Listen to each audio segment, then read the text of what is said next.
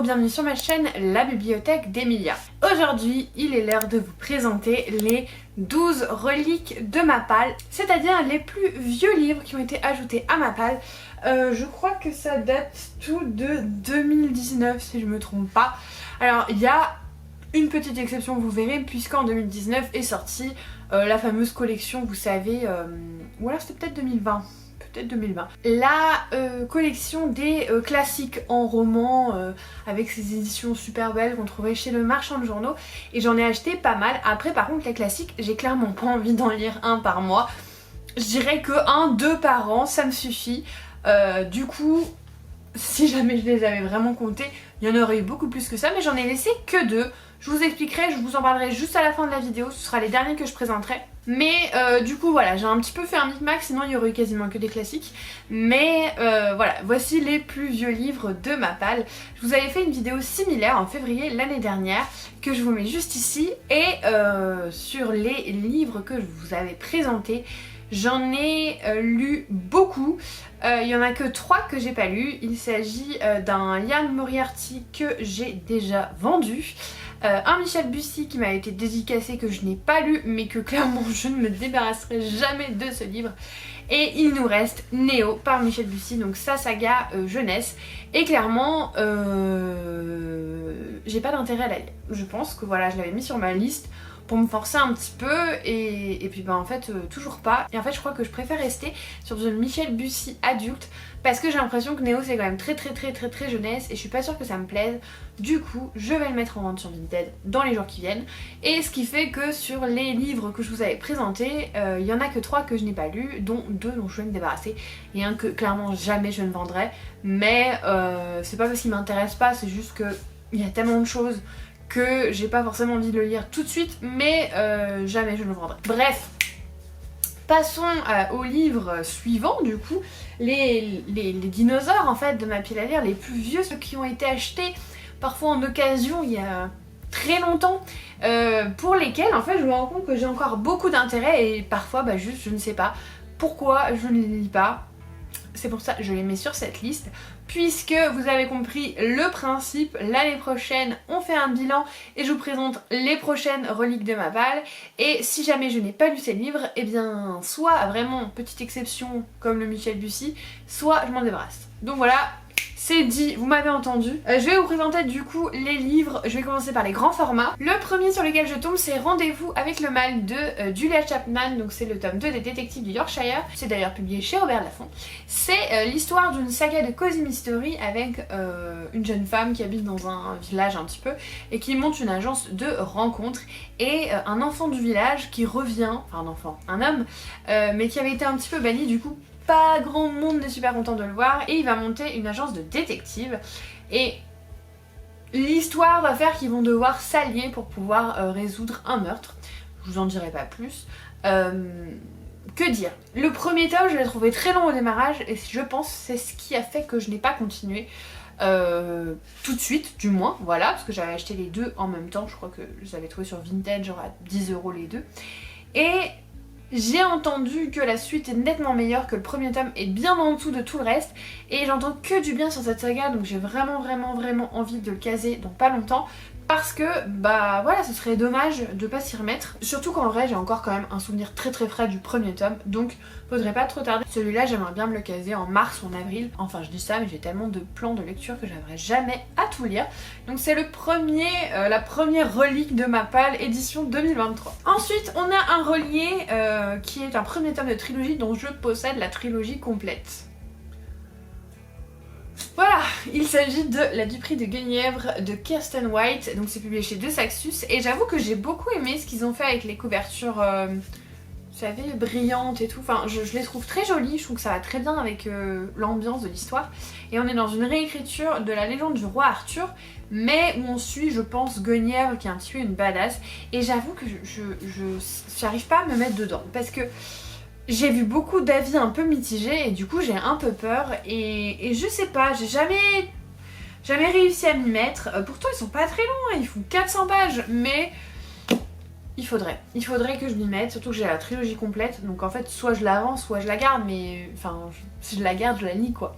Donc voilà, il faudrait vraiment que je me mette à cette lecture. Ensuite, cela montre à quel point ça faisait longtemps que j'avais lu le tome 1, le tome 2 de Kéléana, donc La Reine sans couronne, publié chez La Martinière Jeunesse de Sarah J. Maas. J'ai lu le tome 1 à peu près quand j'ai acheté le tome 2. C'est-à-dire il y a très longtemps. Et tellement que quand j'ai voulu reprendre la saga, je me suis dit en fait je me souviens plus de rien, ce qui fait que à l'heure où je vous parle, je suis en train d'effectuer une relecture du tome 1 pour bien noter avec des post-it l'univers, parce que je l'ai trouvé un peu bof le tome 1, mais je pense qu'il y a quand même quelques indices importants sur la suite, donc voilà, je suis en train de le relire, j'en suis à peu près à la moitié, et j'aimerais bien après lire un tome par mois, donc techniquement celui-là normalement je devrais le lire en mars, en lecture commune en plus avec Mélanie. Du coup celui-là il sera lu c'est sûr bientôt, et heureusement parce que ça fait vraiment très longtemps qu'il traîne dans ma bibliothèque, genre vraiment très longtemps. Je pense que je l'ai acheté quand il est sorti cette édition. Est-ce que je peux retrouver ça? Mars 2020... Mars 2021? Non, c'est pas si vieux finalement. En fait finalement il est pas si vieux, ça doit être un des plus récents sur ma liste des reliques, mais ok, bon bah mars 2021. Ensuite un VO que je n'ai toujours pas lu mais qui est sorti en français depuis. Il s'agit du Temps des sorcières, donc en anglais c'est The Once and Future Witches de Alex E. Harrow. C'est une histoire de chasse aux sorcières et je crois qu'il y a un petit peu de fantastique. Comme quoi je pense qu'en fait il n'y avait pas vraiment de sorcières, mais à force d'être comment dire, poursuivies, elles vont finir par finalement devenir peut-être pas très sympas, je ne sais pas, ou peut-être qu'elles vont faire un pacte avec le mal, je sais pas, mais c'est un livre dont j'ai entendu franchement que des super choses. En plus c'est une très jolie édition, donc il serait peut-être temps que je me lance là-dedans. Mais il est gros, il est vraiment gros pour un VO, il fait 514 pages, ce qui équivaut en français avec la traduction en général et les interlignes à peu près 650 pages. Et c'est quand même un gros bébé, donc voilà, c'est pour ça qu'il me fait un peu peur et que je l'ai toujours pas lu. Ensuite, un livre que j'ai acheté quasiment à sa sortie, parce que j'étais toute contente, même je me rappelle de l'avoir trouvé sur Vinted alors qu'il venait tout juste de sortir.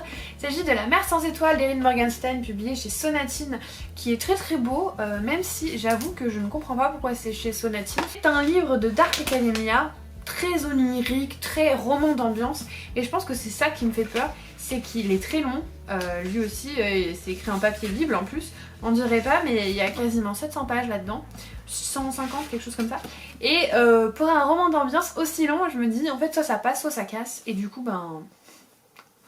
Voilà. C'est l'histoire d'un homme qui rentre dans une librairie et en ouvrant un livre, il lit une scène de son passé, une scène de son enfance, et il trouve ça très étrange.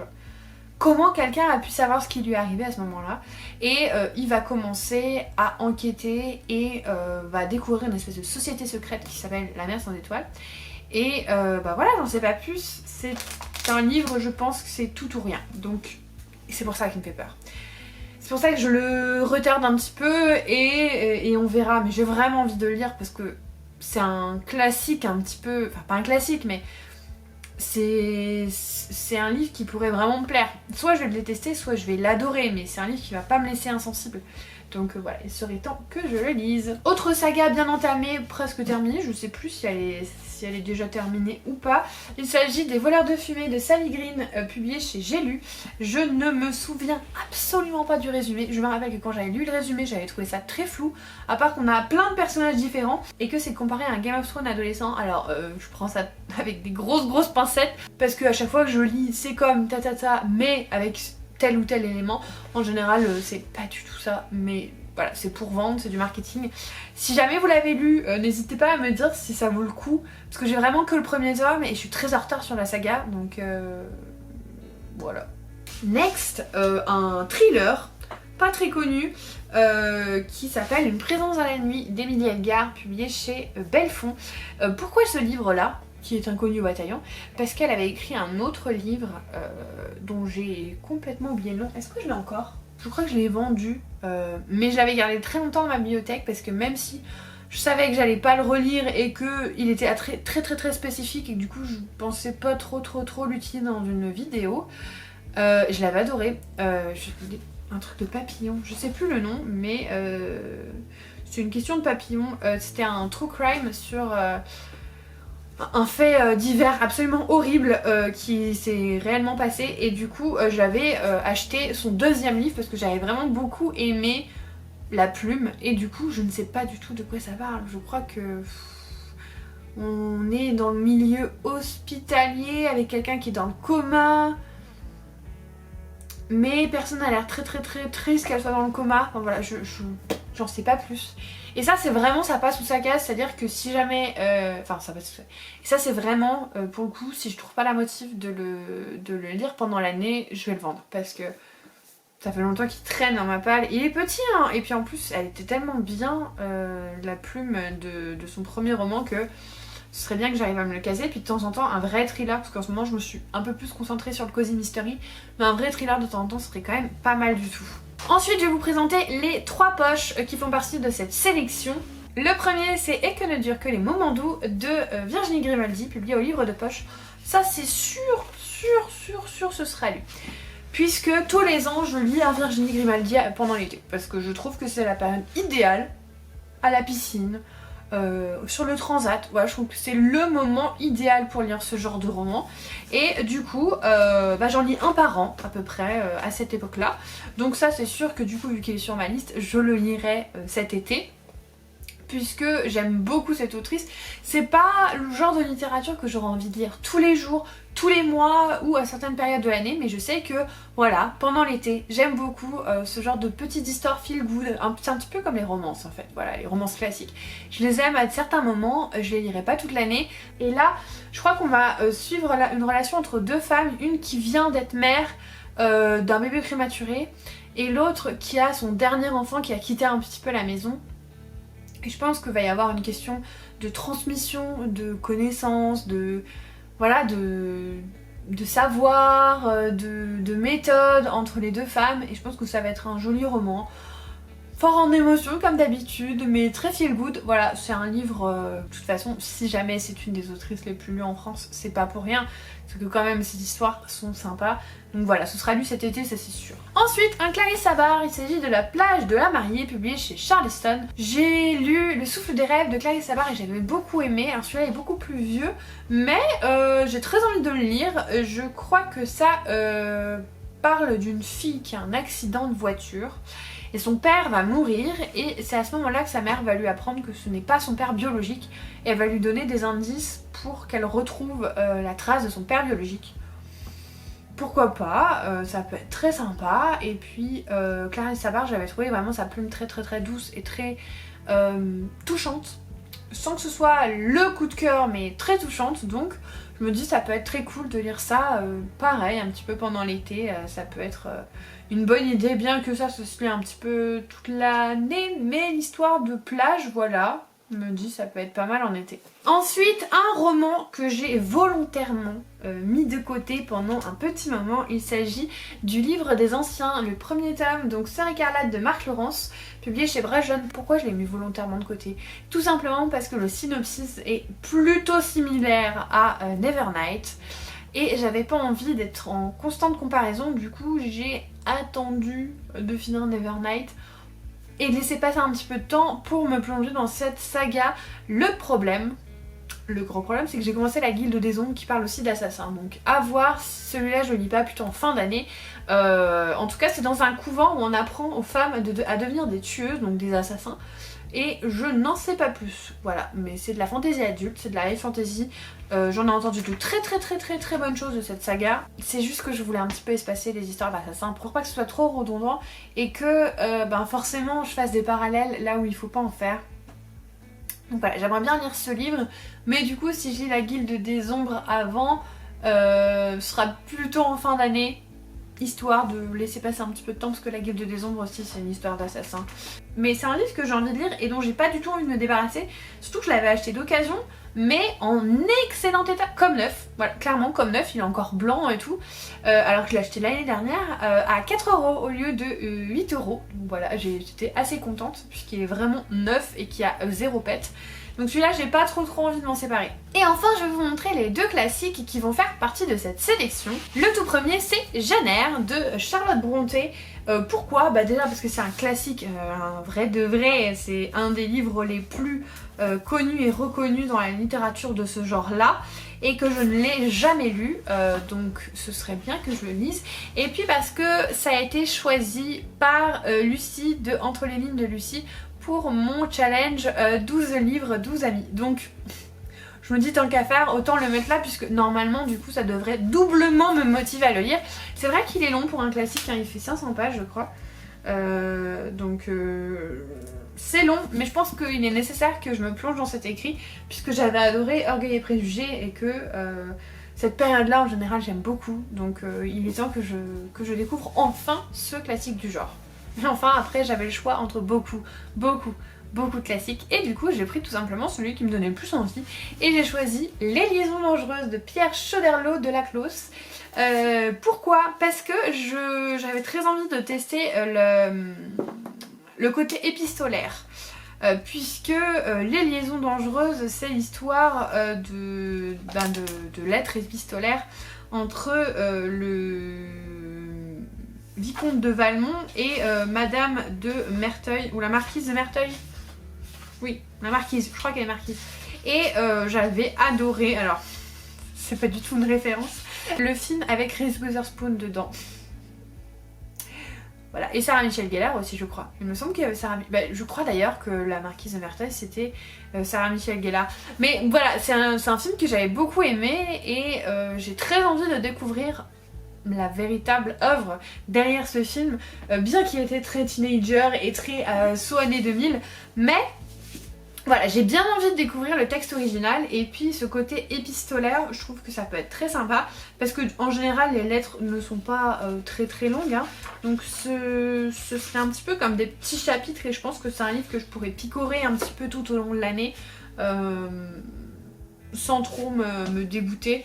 Et donc voilà, c'est pour ça que je l'ai mis dessus, et puis l'année prochaine je vous mettrai 2 autres classiques dedans, puisque vu que je les ai, il faut que je les lise, mais j'ai pas envie de lire un classique par mois, parce que clairement ça va m'en dégoûter. Donc je trouve ça bien que voilà, je fasse 2 par 2, de toute façon ce sont des très vieux livres, je ne suis pas pressée de les lire.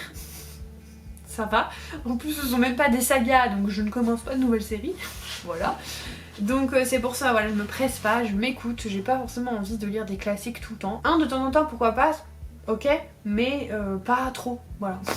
On en a assez bavé hein, à l'école avec les lectures imposées, c'est pas pour maintenant m'imposer une fois par mois, voilà, hein. Quand même. Et voilà, vous avez donc la liste entière des 12 titres les plus vieux de ma pile à lire. N'hésitez pas, si jamais il y en a que vous avez adoré parmi eux, à me dire pourquoi vous les avez aimés en commentaire, ça va me motiver à les sortir. Et puis si vous êtes arrivé au bout de la vidéo, mettez un emoji grand-mère, puisque ce sont des reliques, des vieilleries. Si jamais vous souhaitez soutenir ma chaîne, n'hésitez pas à vous abonner, mettre un commentaire et un petit pouce en l'air. Je vous remercie de tout le soutien que vous m'apportez, notamment les dernières vidéos, vraiment merci beaucoup. Et puis en attendant la prochaine vidéo, comme d'habitude je vous souhaite de merveilleuses lectures et je vous fais des bisous.